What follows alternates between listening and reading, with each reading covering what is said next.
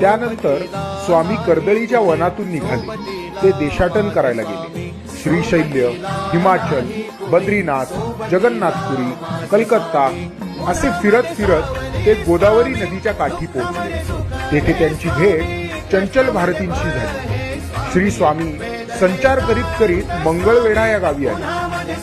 मंगळवेढ्याला स्वामीराज रानावनात राहत. कुठेही फिरत, कुठेही झोपत. एकदा स्वामी रानात काट्यांवर झोपले होते. मंगळवेढ्यात बसप्पा नावाचा एक माणूस राहत होता.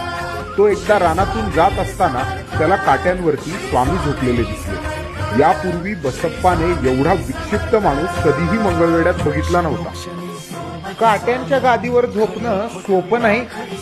हे कुणीतरी अवतारी साधू वाटतं. काय बरं नाव असावं याचं? कोण असेल काय की? कुणीही असो आम्ही, काही असो आमचे नाव, तुला काय